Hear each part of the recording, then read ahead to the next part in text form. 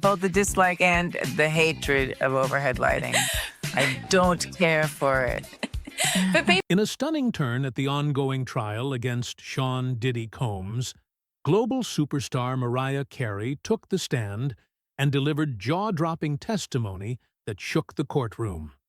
Speaking publicly for the first time about a chilling encounter in 2003, Carey described a disturbing private exchange with the music mogul that hinted at a hidden world of power, fear, and silence within the entertainment industry. Her words painted a stark contrast to the glitz often associated with Diddy's empire, revealing veiled threats, eerie disappearances, and unspoken rules that govern the industry elite. "If they find out what I really do, it's over," Diddy allegedly warned. Now, Mariah says, she's done being quiet. Setting the stage, the legend and the shadows behind the spotlight. For decades, Sean Diddy Combs had been a towering figure in the music industry, an emblem of entrepreneurial success, style, and cultural influence. From platinum records to luxury fashion lines, his name was emblazoned on countless ventures that shaped the landscape of hip-hop and pop culture. The world saw the glamour, the power moves, the red carpets, and the headline-grabbing moments that cemented his legacy as a mogul. But beneath the spotlight's glare, there existed a darker narrative, whispers and rumors that few dared to voice publicly. In the entertainment industry, a place often celebrated for its creativity and excess, there was an undercurrent of secrecy, of control, and of fear that shaped the careers and lives of those within it. Mariah Carey, herself an icon who defined an era of music with her unparalleled vocal range and star power, had long navigated this volatile environment. Throughout the 1990s and early 2000s, her path had crossed with Diddy's at many high-profile industry events.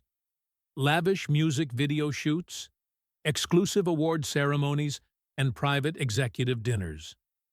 Yet their relationship was never close, more a matter of proximity than partnership.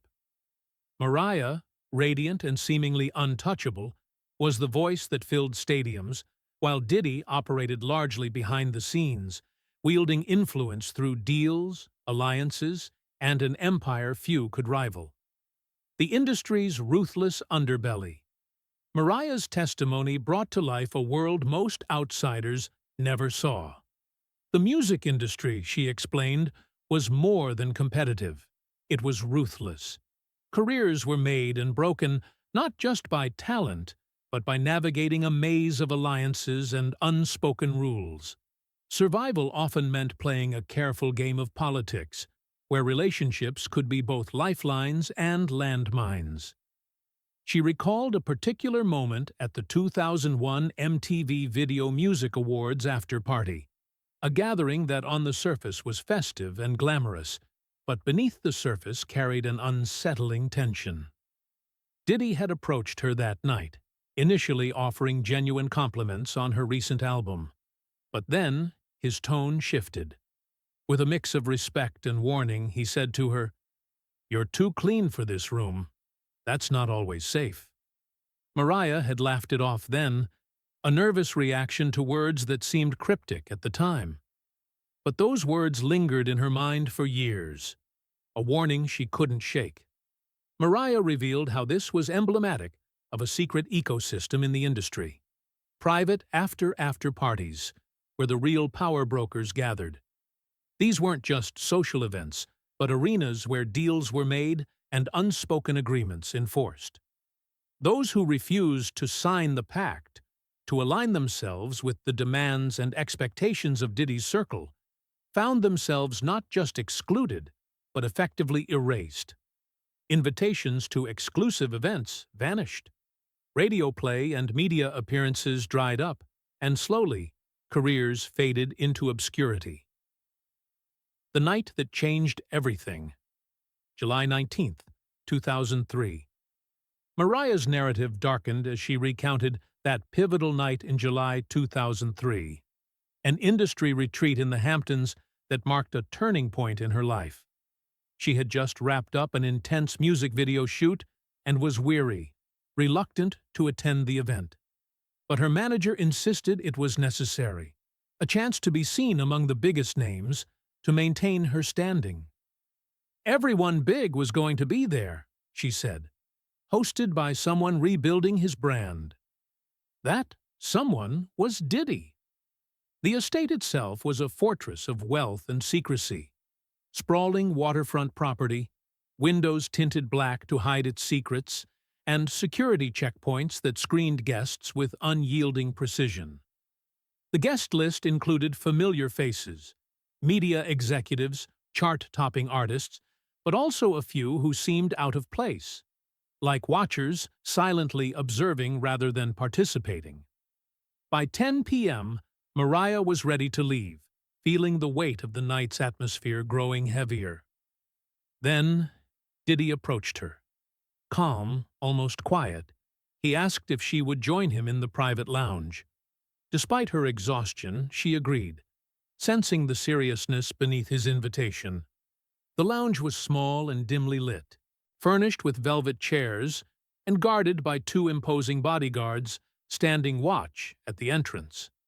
Outside, Diddy poured himself a drink and fixed his gaze on her with an intensity that made the room feel charged and claustrophobic. The confession, "If they find out what I really do, it's over." Mariah's voice dropped as she described the chilling moment that followed. He wasn't smiling. He wasn't joking. Then came the words, spoken with a grave certainty. "If they find out what I really do, it's over." It wasn't a boast or a threat. It was a confession from a man haunted by the fragility of the empire he had built. When she asked what he meant, Diddy deflected, changing the subject but adding a final, haunting warning. "You'll be taken care of. Just don't talk. Ever." Mariah tried to leave, but he briefly blocked the door, a physical reminder of his control, his power to contain the narrative. She left the estate that night with a mind swirling with questions and a heart heavy with the weight of what she had just heard. What secrets lay beneath the surface of Diddy's public persona? What shadows had she glimpsed in that private lounge? "I carried that night with me for 2 decades, she told the court, her voice steady but resolute. "And I'm not staying silent anymore." The aftermath, a haunting envelope, and the cost of silence.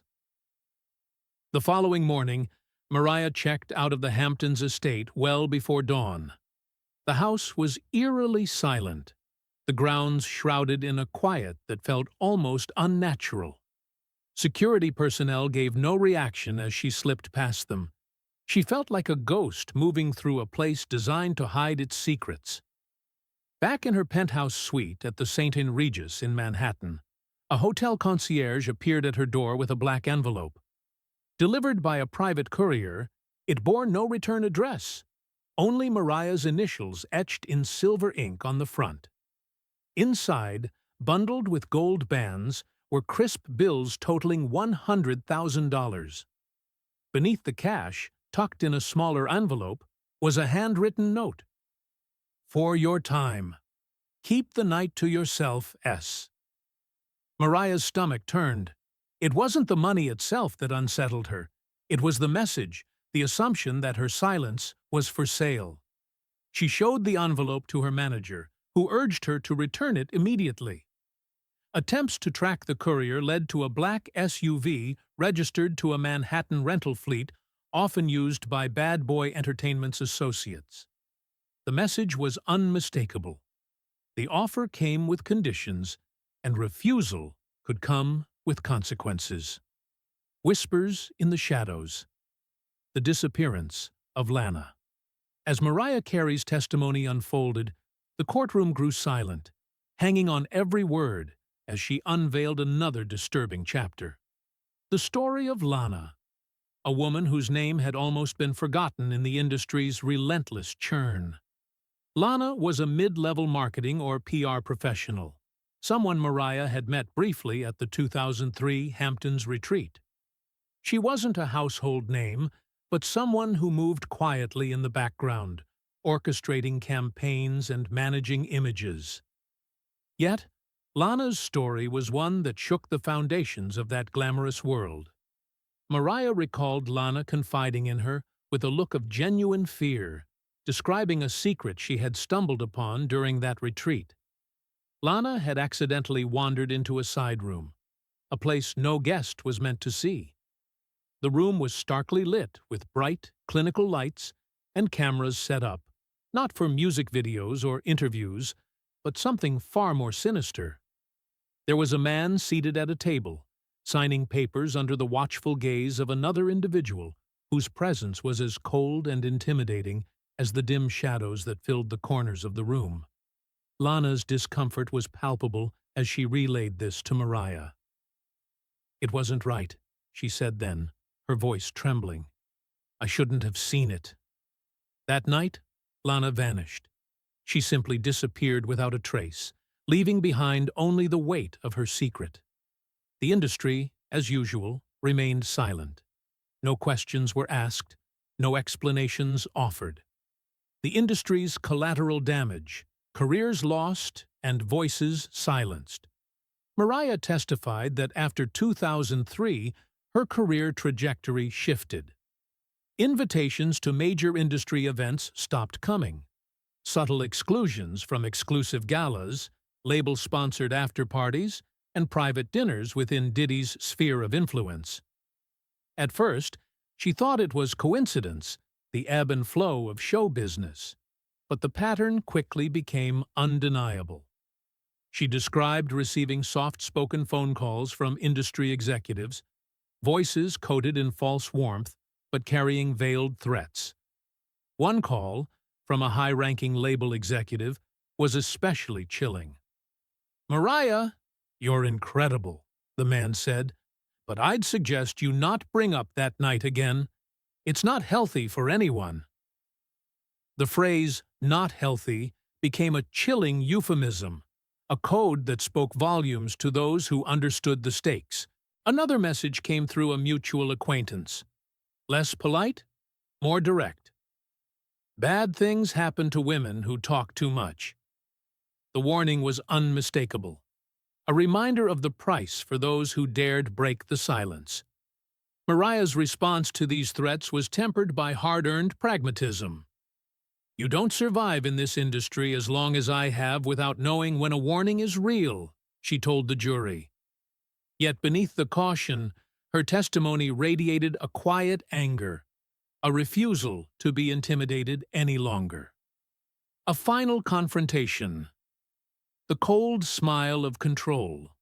In 2006, 3 years after the fateful Hamptons retreat, Mariah Carey found herself at a bustling awards ceremony where the industry's brightest young stars gathered, all basking in the glow of Sean "Diddy" Combs' ever-expanding empire. As she moved through the crowd, their eyes locked briefly. His smile that night was unlike any before, cold, calculated, and laden with a silent message. "You stayed quiet. Good girl." This unspoken exchange captured the harsh reality Mariah had come to know well. In this world, silence was survival, and defiance invited danger. The weight of that moment crystallized the brutal power dynamics that governed the entertainment industry behind the scenes. Mariah understood clearly the peril of speaking out, yet also the high cost of remaining silent. As the trial against Diddy unfolded in 2025, more women began stepping forward, sharing stories that echoed Mariah's experience. Instead of retreating into fear, Mariah's resolve grew stronger. "I'm not afraid of him anymore," she declared with steady determination. "I'm not afraid of the system that protected him. Once the truth is out, they can't control it." Unmasking the empire. The courtroom fell silent when the prosecutor posed a question heavy with implication. "Ms. Carey, were there other individuals you personally heard Mr. Combs threaten?" The question highlighted the vast web of intimidation that extended beyond Mariah's personal experience. Mariah's testimony was more than just a personal reckoning. It was a beacon illuminating the shadowed corners of an industry long cloaked in fear and silence. Her words exposed a complex, tangled network of power, manipulation, and coercion, revealing an empire built not only on dreams, but also on dread. The legend of Sean Diddy Combs, celebrated worldwide as a cultural and business titan, was unraveling piece by piece. With each revelation, the carefully crafted facade of glamour and dominance peeled away to expose a dark underworld where influence was enforced through intimidation as much as talent and vision. Mariah's courage in speaking out marked a turning point. It was the beginning of a reckoning demanding accountability and transparency. For the first time, the voices that had been silenced for decades were rising, signaling a new era, one where truth could no longer be buried in shadows, and power could no longer thrive unchecked.